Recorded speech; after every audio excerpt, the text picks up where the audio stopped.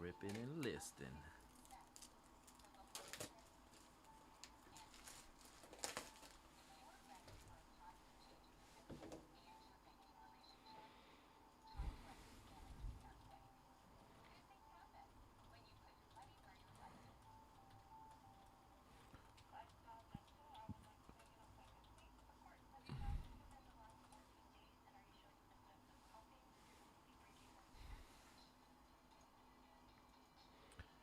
All right, what's up, folks? Connor here from Mojobreak.com for Sunday, March 13th, 2022. Our first break of the day is going to be a 6-box half case of 2021 Diamond Kings Baseball, random team style number 1. We just do your teams, there are no trades. Good luck.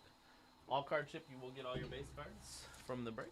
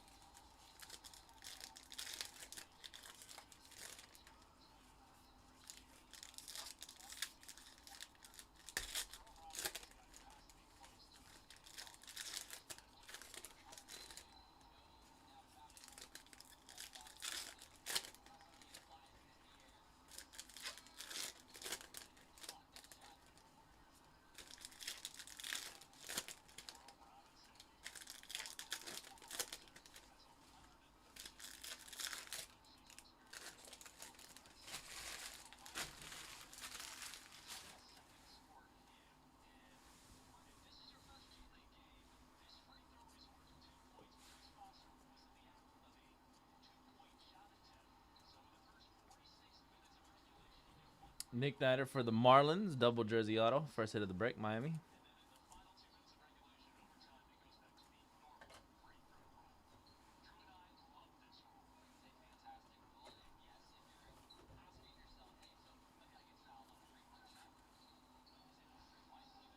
Miami, that's not numbered.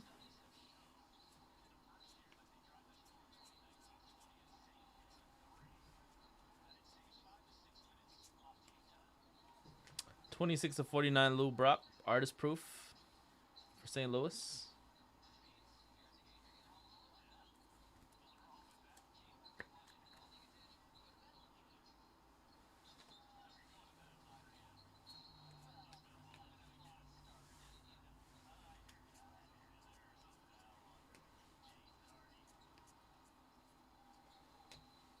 Hornsby gray frame.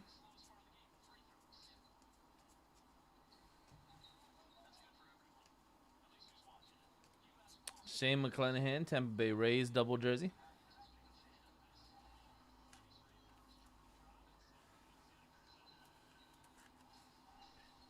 Tampa.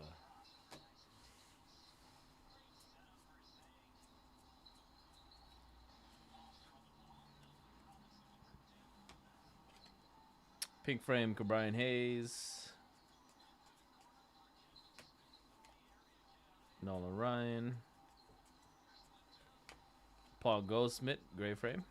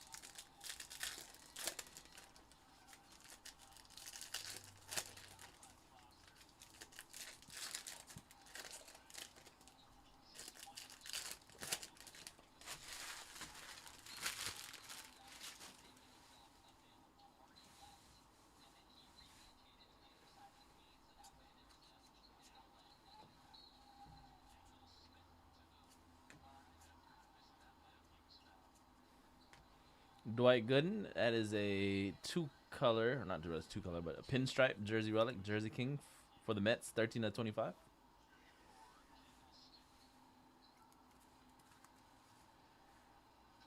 Jersey pinstripe to 25, Mets.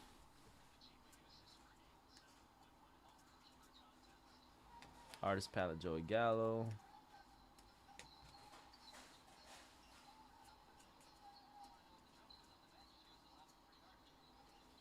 Ryan Mountcastle, gray frame. Artist palette, Soto. Magical. And a Leota Tavares auto for the Rangers, 13/50, Texas. Leota Tavares auto. And,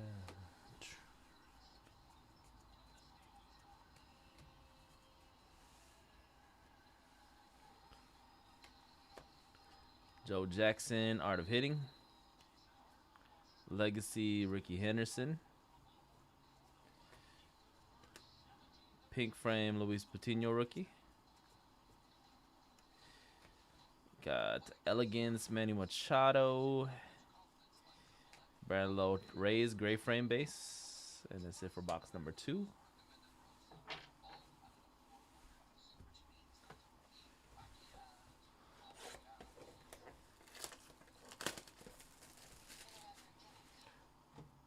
Up next at 3:30, Leaf Pro Metal Set, 6-box random, is down to 9 spots left now. Link in the chat room. 36 autos. It's a 6-box half case. First 6 boxes we were doing actually a pro set. We've just been doing 3 boxes before tonight.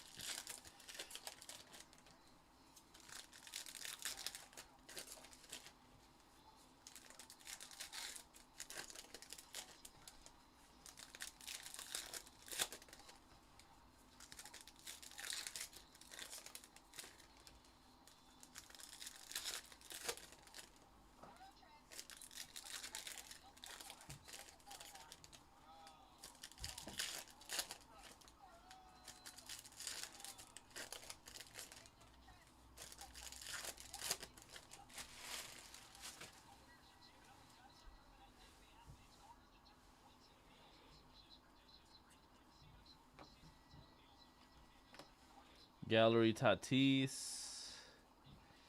Greg Maddux for the Cubs, dual jersey.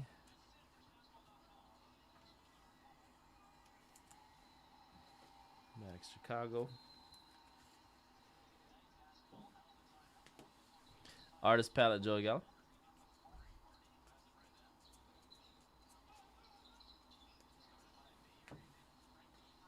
Pink frame, Carlos Sky.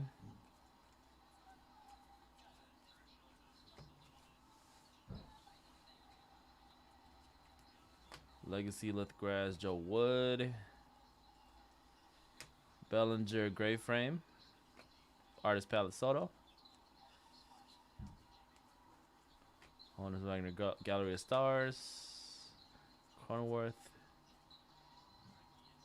And Sam Huff, also for the Rangers. 38/50, second auto, Texas. Sam Huff, Rangers.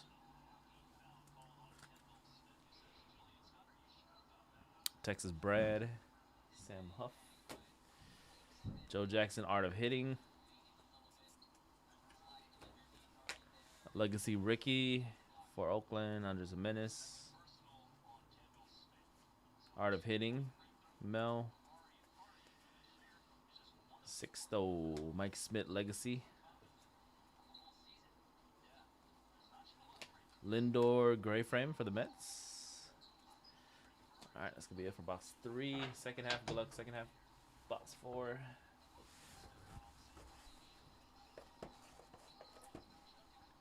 Yep, that's the way.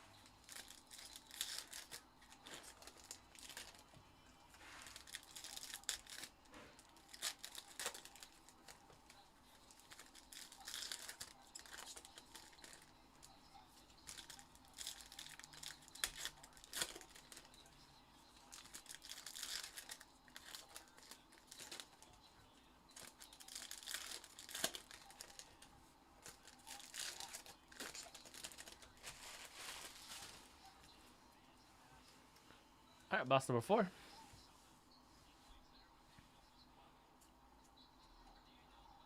Artist palette Jordan Houston.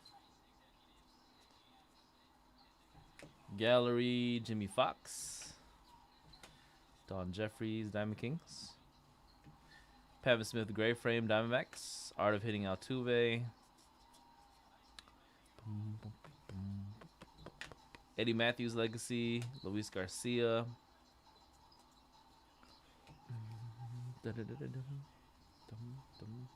Backwards Trout. That is a pink frame for the Angels. Artist palette Shane Bieber. Braylon Marquez insert. Babe Ruth, the club. Brian Hayes gray frame. Elegance of Mookie Betts. 6-0 Sanchez.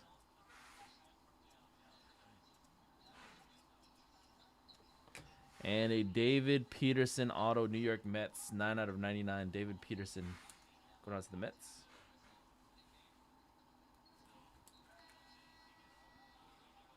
$9/99.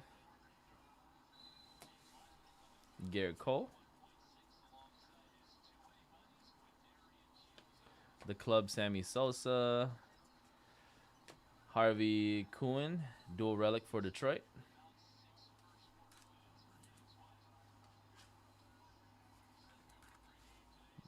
Dual old school relic.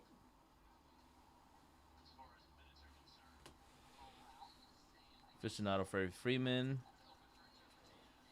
Elegance Parallel. Sapphire Blue Parallel. 48/99. Trey Turner for the Nationals.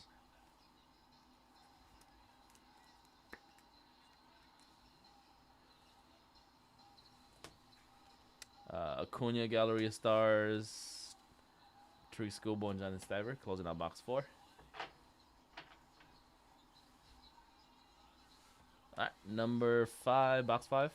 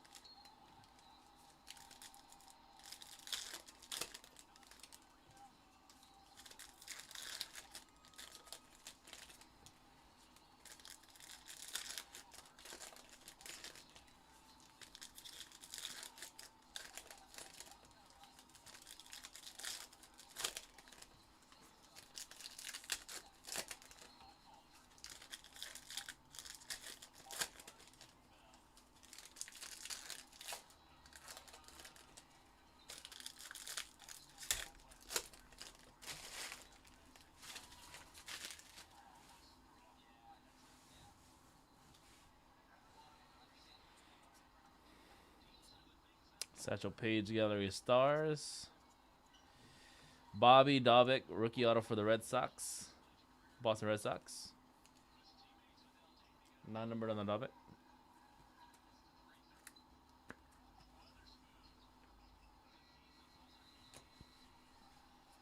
Diamond Kings Alex Kirilloff.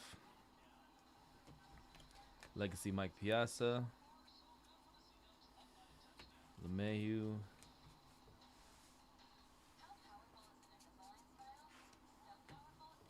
Mookie Betts Gallery of Stars. William Contreras for the Braves. 2-color patch on the right side. 16/50. Contreras, Atlanta Braves. What up, Chris?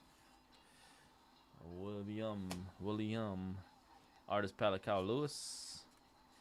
Sapphire Ichiro Art of Hitting insert. 46/99 for the Mariners. Sapphire Blue.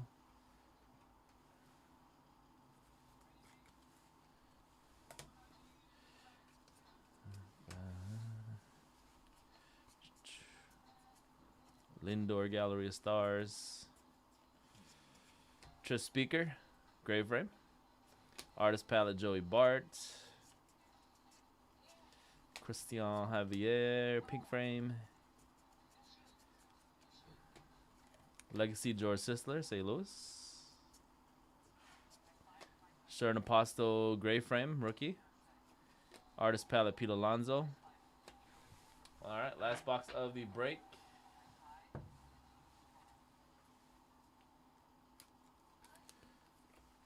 Let's see where Pro Set's at.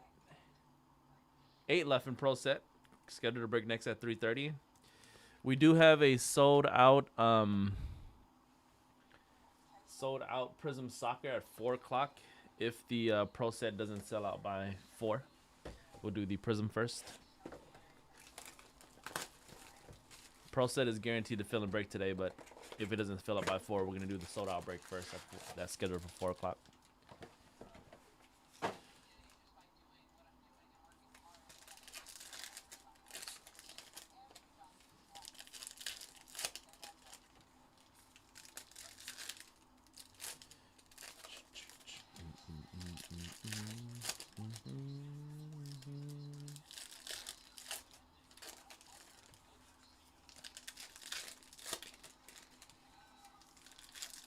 Nice, Kit.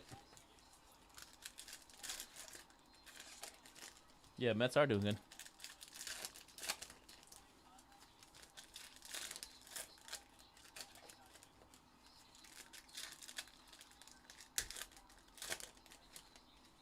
I didn't see the card. I just saw what you told me in the chat room. I was saying congratulations because I saw your message in the chat room the other night.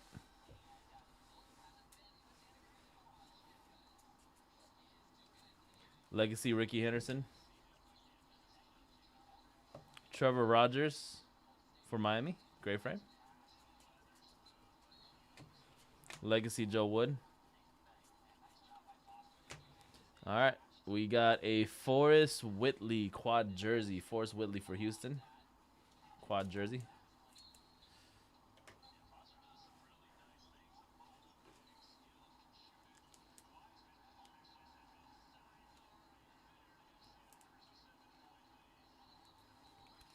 This is the right side. What the heck? Oh, and the sleeve is jacked up.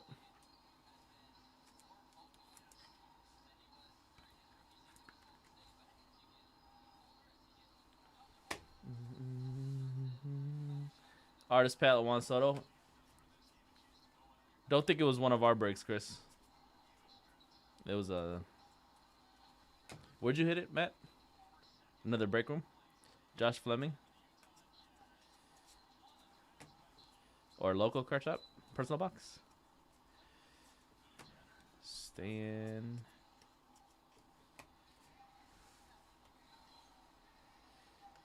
Gray frame, Monty Harrison. Trout. All right, last auto of the break. It's going to go to the Philadelphia Phillies. That's a double jersey auto of Spencer Howard. Phillies.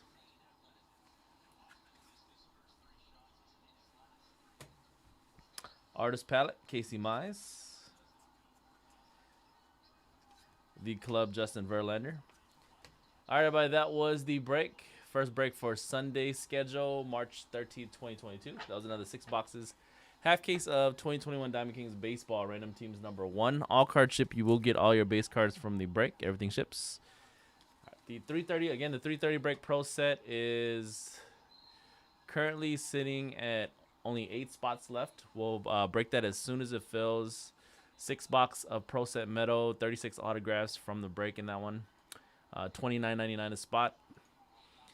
We got Prism Soccer sold out coming up at 4. Artifacts SP Golf at 2 box at 4:30 is also sold out. The 5 o'clock Chrome F1 2 boxes sold out, and then there's teams available still in the Playbook PYT at 5:30 tonight. All right, fill up this pro set. I'll be back. I'm gonna go grab those 6 boxes.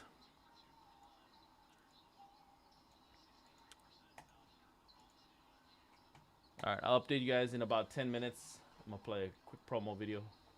Be right back.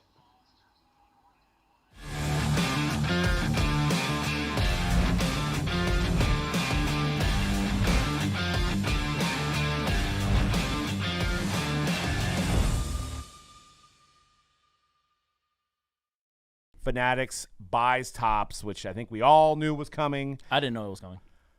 I mean, Luber came out on another podcast and said that basically that they're not going to make Fanatics cards. They're not going to use cards that are branded Fanatics. So, I mean, okay. If I heard that, I would have kind of made the assumption as well, but I didn't hear that. So you're not going to buy Leaf. You're obviously probably not going to buy Upper Deck.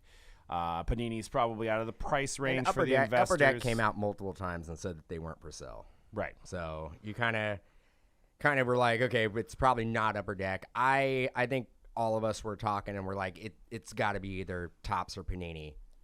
And Fanatics is probably in talks with both Topps and Panini and using them as leverage against each other. Yeah, exactly. I mean, and I was going to say, since the deal's not up for a few more years, they have time with Panini, right? Yeah. Yeah. Well, and that's the thing. The immediacy of the baseball license is first, right? So the baseball license becomes first. Well, who has a baseball license now? Topps, right?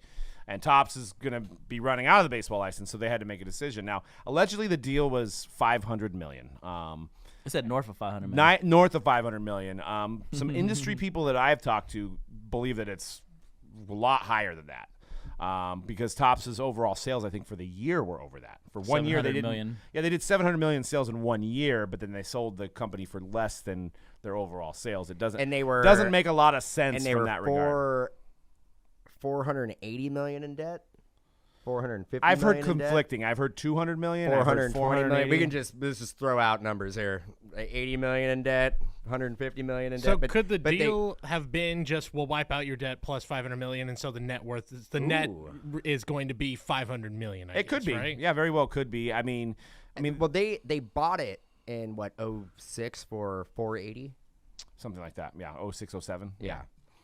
Yeah, and I believe there's a bunch of people. Obviously, Michael Eisner's the most well-known name, but it's not just him. There's a bunch of other investors involved in it, and they've been taking money out of the business too, like any investor would. They take money out to put it in something else and stuff like that. So that's how the debt accrued.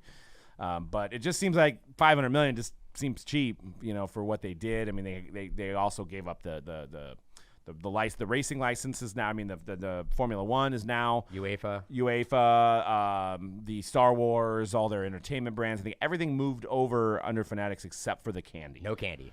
So Ring Pops. Ring Pops are gonna either remain. I don't. Who knows? Maybe sold to Mars or whoever is top candy confectioner is going to go to one of them. So interesting Willy news. Wonka. Maybe Ring Pops is worth $500 million and we don't even know it. Could be. That could be it. They're just sitting on $500 million with Bazooka Joe and Ring Pops. It looked like 35% of their gross sales was from their candy division. Yeah. I thought I saw that's 35. a substantial chunk. I mean, yeah. I was joking, but now maybe not. Yeah, good margin. I think good margin in candy. I was going to say it probably costs like less than a penny to make those Ring Pops, and they sell them for what, $1 or $1.50 or $2, whatever it is. No idea, man. I haven't had a Ring Pop since 1987. Yeah, I love them things as a kid, bro. My daughters get them, but I guess I haven't really paid attention. I know they're pretty cheap. So. Did you guys have Whistle Pops? Oh yeah, the dude. Whistle Pop, right? And I just always remember the Nickelodeon game shows. If you got like 6th place, like congratulations, you won a Whistle Pop. Yeah, one Whistle Pop, and it had they were cool though. Had a little slide in it, right? Yep. I like them. Yeah, they were awful. Once you were sucking on it for about 5 minutes, it would just turn into like little knives in your mouth. You could stab someone with it. Yeah. Fun stuff. Yeah. Good candy. Not as cool as the bubblegum cigarettes, but no, definitely. Bubblegum cigarettes. You were the coolest kid if you caught because it seemed like they were only sold from the ice cream man because it's probably frowned upon to sell in the store. But you buy it as a kid and you blow out the sugar and it looks like you're smoking a cigarette. And how about you're 7 and it looks cool. How about the shredded up jerky that came in like a chew can? Yes, and they had a baseball card on the bottom sometimes. Yeah. Oh, that might have been a little after my time. I don't know. I do not remember. I remember those. You don't remember maybe vaguely. The little container that had like shredded up beef jerky. Yeah, what was the brand, dude? Maybe. I used to get that all the time. And it looked just like a can of dip. Good times. They were getting us all prepared. Jack's Links does to it get now. Those cigarettes and that chew. Yep. And to shank someone with a Whistle Pop, apparently too. The Whistle Pop, man. I gotta get me one of those. I'm trying to remember. It wasn't Jack's Links? It wasn't. It was. And it was kind of terrible. They do sell that, and they still do sell it in the can like that, though. Just not for kids anymore. King. Jerky stuff. Yep. King. Yep. Yep. Oh, yep. And then see right there, trading cards. Yep. National Football Players Association.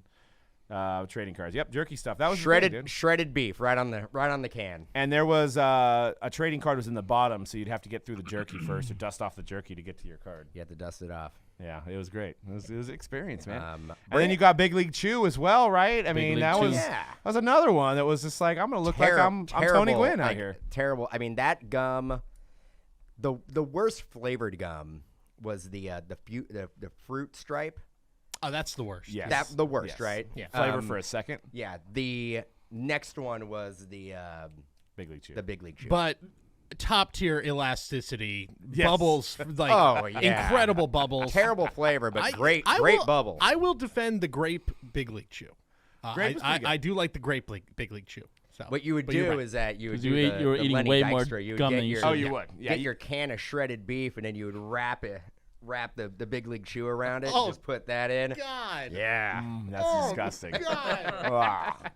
Well, I think the problem with barf. I think the problem with the Big League Chew as a kid is that you just kept putting more in. Yeah. Because it wasn't like a stick where you could be like, you can't put more than one stick in. This is shredded, so you just keep putting more in. Yeah, you're just chewing way more gum than you're. And then your just jaws hurting, and you're like, what did I do? It was but I feel like it was all setting us up for vices later in life. So man, we went way off topic on one of the most important topics that we've ever had on the hype. Yeah. The Fanatics Fanatics top? tops? Yeah, it's not that important. I mean, come on. But yeah, I mean, the good thing is we are going to possibly. I mean, we got to assume that we're going to have Topps Chrome basketball, Topps Finest basketball, some of these iconic brands that we haven't seen in a while. Maybe Definitive football comes back. Chrome football, maybe Bowman Chrome football.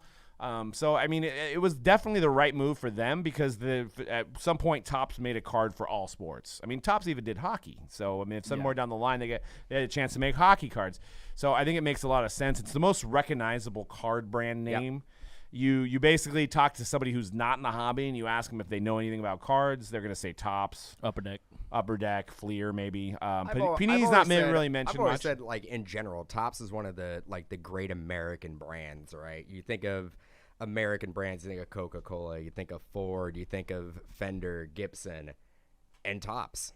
Yeah. So I've always, if you were to buy a card manufacturer, they're definitely the most recognizable. And I think this was the best case scenario for most collectors.